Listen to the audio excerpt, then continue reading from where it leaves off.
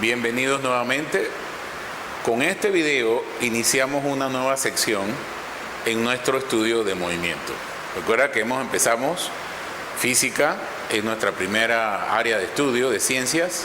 Luego lo dividimos en mecánica, óptica, electromagnetismo, termodinámica, etc. Así van a ser las divisiones de esa área. Empezamos con mecánica, que es todo lo relativo al movimiento y todo lo que interviene e interacciona para ya sea producir movimiento o cambiarlo. Entonces, la primera parte fue la descripción del movimiento, los conceptos fundamentales del movimiento, con algunos ejercicios y algunos problemas que nosotros vimos. Ahora vamos a introducir un concepto importante que hemos estado usando, más o menos en algunos momentos lo hemos estado usando, pero vamos a ser un poco más específicos ahora porque vamos a hacer un estudio en diferentes videos de un concepto esencial para describir movimiento y para describir todo lo que viene, que es el concepto del vector. ¿Qué es un vector? ¿Cómo trabajamos con ellos?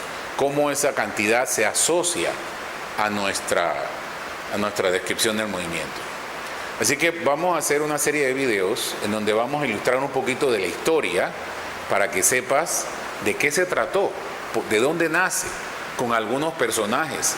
Vamos a poner un poquito, vamos a desviarnos de la formalidad de lo que es física y matemática en sí, y vamos también a narrar un poquito de historia porque es muy interesante. A algunos de mis estudiantes les gusta esta parte de la historia que tiene que ver con la física y con la matemática y todo eso.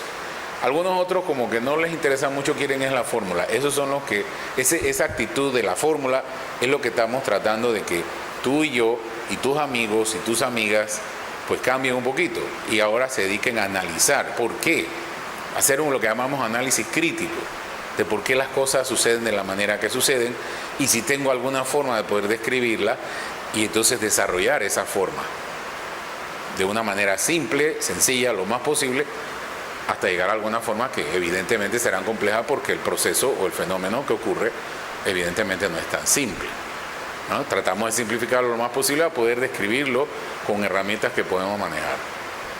Bien, el caso del vector. Vamos a ver dos aspectos de él. Nosotros hemos estado trabajando con este concepto, el concepto del diagrama de movimiento.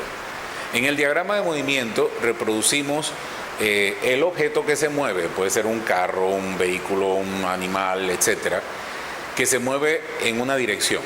Por ejemplo, en este caso, hacia la derecha, porque está numerado, lo ves, 0, 1, 2, 3, etcétera. Se mueve hacia la derecha y estos son momentos que indican en dónde se encuentra en cada instante. Entonces el instante 0, cuando todo comienza, el reloj comienza a correr, 1, 2, 3, diferentes instantes. Y entonces la posición la marcamos con relación a un eje. En este caso hemos cogido el eje horizontal. Normalmente el eje horizontal se ha llamado el eje X, ¿verdad? Y empezamos desde un origen. El origen puede ser donde comienza el movimiento o el origen puede ser en cualquier otro lado. Vamos a tomarlo, para empezar sencillo, el movimiento empieza en el origen. Donde comienza el movimiento es el 0. Entonces, ¿qué sucede? Bueno, en el instante 1 se encuentra aquí. Vamos a llamarlo, no sabemos en la dimensión, así que vamos a llamarlo X1. Este también sería nuestro X0, voy a ponerlo aquí en paréntesis para recordar que es el del origen.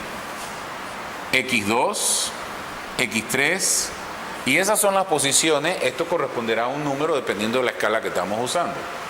Pero si te das cuenta, cada posición está a la derecha del origen, porque así es como se está moviendo.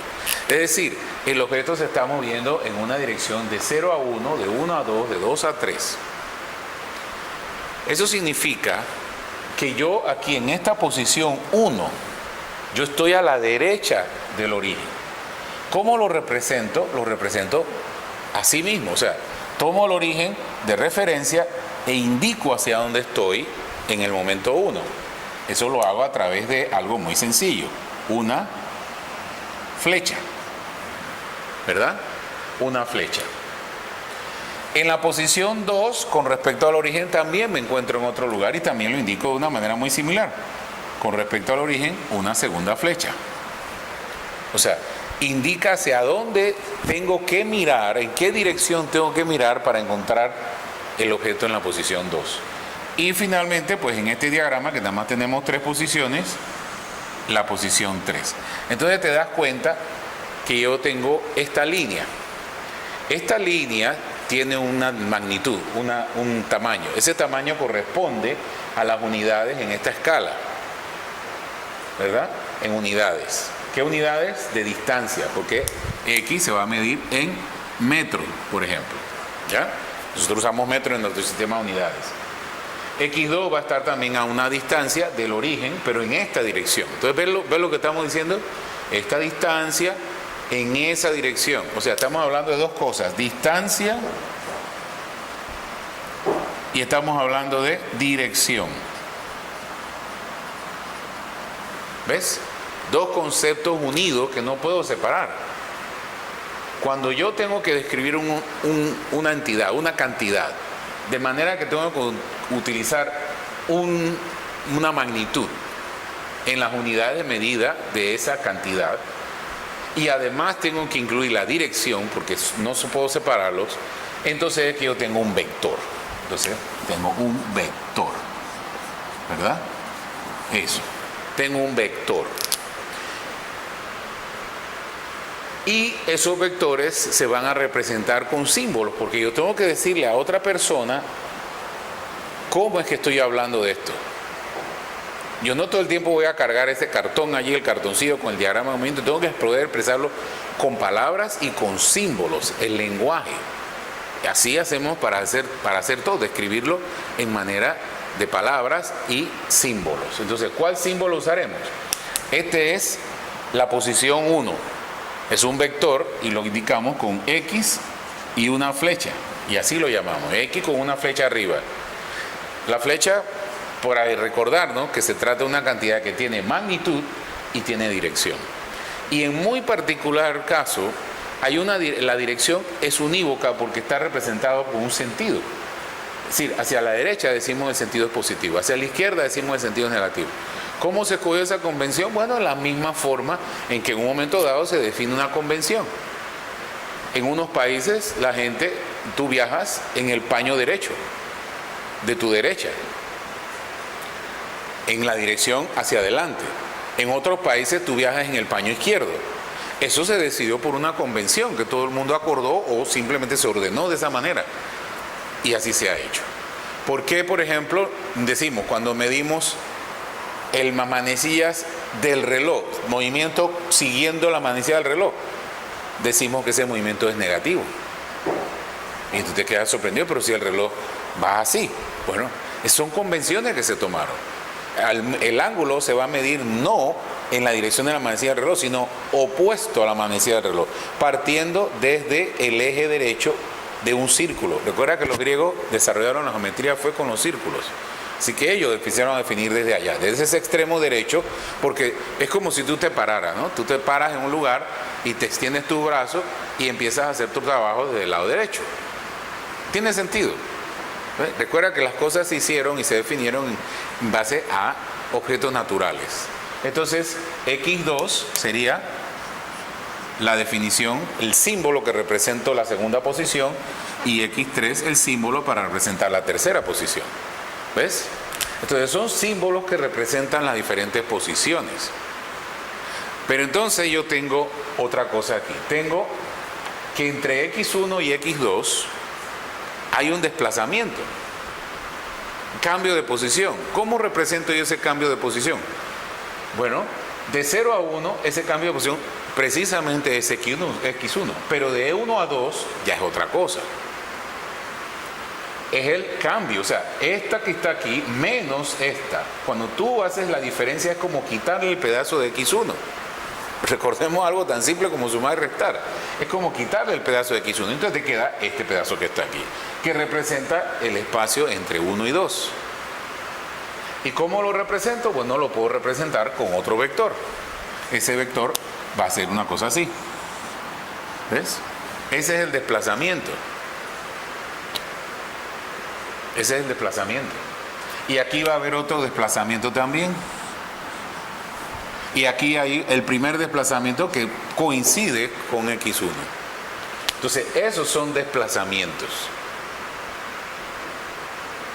y tienen dirección, y va a ser la magnitud de este, va a ser, vamos a escribirlo, la magnitud de este primero, pues vamos a llamarlo delta x1 o 1, 0, y está dirigido hacia la derecha, es un vector, y lo ponemos con la flecha. Igualmente este, delta x1, 2, y es un vector, y delta x2, 3, la diferencia, recuerda que delta significa diferencia. Entonces, ahí están los desplazamientos, y son magnitudes, tienen una longitud en la escala de medida, y además tienen una dirección. ¿Ves? Si yo entonces sé que cada uno de estos puntos corresponde a un intervalo de tiempo, y si estos intervalos de tiempo son iguales, este es un delta t igual a este, entonces puedo hacer lo que hacía antes. Ahora puedo representar la velocidad media entre 0 y 1, y esa velocidad media se parece mucho a esto. ¿Por qué? Porque estoy dividiendo entre el mismo tiempo, el mismo intervalo de tiempo. Entonces viene a ser este, y acá este que está aquí, y acá este que está aquí, y estas son mis velocidades medias. ¿Y qué sucede con esas velocidades medias? Son magnitudes y están dirigidas hacia la derecha también. O sea, vamos a poner una barra aquí, este es de 0 a 1 y es un vector. Tengo que le dejo la barra porque es una velocidad media y le pongo la flecha porque es un vector. Igual sucede con este, 1, 2, media y es un vector. 2 a 3, media y es un vector. Y finalmente, ¿qué sucede? Nosotros notamos que si nosotros hacemos esta medición de los vectores de velocidad, como hicimos en los casos anteriores, que miramos alrededor del punto, o sea, un poquito antes, un poquito después, un poquito después, un poquito después y así, podemos obtener la velocidad instantánea. Entonces, esa velocidad instantánea la podemos entonces ahora sí representar arriba del punto. Quitamos el letrero de vector porque nos obstruye un poquito. Entonces, en 0 no tenemos velocidad. En 1 sí tenemos velocidad y vamos a representarla aquí. Esa es nuestra velocidad instantánea en 1. La velocidad instantánea en 2, bueno, es más grande porque hemos visto que ha estado cambiando. Y la velocidad en 3, bueno, yo creo que se nos sale fuera de la fotografía, pero vamos a ponerlo aquí. Esta es nuestra velocidad 3 y va hasta allá, más largo. Es más, se parecen mucho a estos vectores, pero en realidad tienen una pequeña diferencia porque estos se refieren a este instante, estos se refieren a este intervalo, a este desplazamiento. Y esas son las velocidades instantáneas. Esta va a ser la velocidad 1, la velocidad 2, la velocidad 3. ¿Ves? ¿Y qué sucede? Que nosotros vemos también aquí que las velocidades cambian. Y si lo hacen de una manera uniforme, entonces tenemos una aceleración. Entre 1 y 2 va a haber una aceleración, entre 2 y 3 va a haber una aceleración y así. ¿Ves? Entre E1, velocidad 1 y velocidad hay un cambio de velocidad. Entonces, como eso ocurre en el mismo intervalo de tiempo, entonces yo puedo definir una aceleración media. Entre velocidad 2 y 3 también hay un cambio. Y también puedo definir una aceleración. Y como los intervalos de tiempo son iguales, entonces yo puedo dibujar ahora mi tercer vector, que es la aceleración entre 1 y 2. Y la aceleración, si lo hace de manera uniforme, estos dos vectores son prácticamente iguales. Los vectores de aceleración. Las flechas son prácticamente iguales. Entonces este será mi aceleración media de 1 a 2, mi aceleración media de 2 a 3. ¿Ves? Y entonces tenemos la descripción del movimiento en base, ahora refinado en base a vectores. Y la pregunta es, ¿y de dónde salió este concepto de vectores? Se ve muy obvio si lo vemos aquí. Vamos a hacer entonces un par de videos que nos ayudan un poquito de la historia. Los vectores empezaron, la definición de vector sin llamar de esa forma empieza con la descripción de movimiento de los griegos. Cuando ellos ven movimientos que ya no ocurren en una misma dirección, sino que ocurren en un plano. Luego, mucho más adelante en el tiempo, personajes como Newton, Leibniz, empiezan a derivar conceptos que tienen que ver con dirección, pero todavía no se usa la palabra vector, pero sí se habla de la línea recta que está dirigida hacia.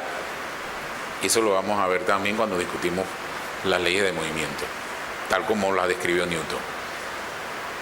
Y finalmente, ya en el siglo XIX, hay una definición completa. Incluso ya no es solo una definición de dirección, sino que hay operaciones.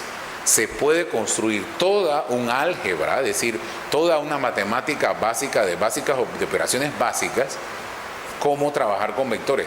¿Y por qué la idea de eso? Es porque en la naturaleza se observa un comportamiento semejante al comportamiento de las construcciones matemáticas que tú haces.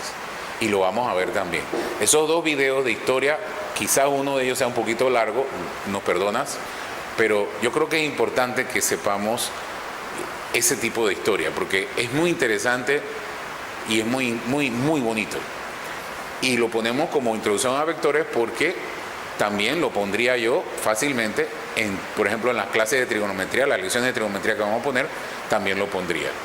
Capaz que uso el mismo video, pero a eso veremos. Quizás entonces lo refinamos más, quién sabe. Algunas de estas explicaciones van a estar acompañadas de la pizarra electrónica, la pizarra digital que yo utilizo, para que siga entonces la discusión, que tú puedes pararla en cualquier momento, regresarla, etcétera, descargarla.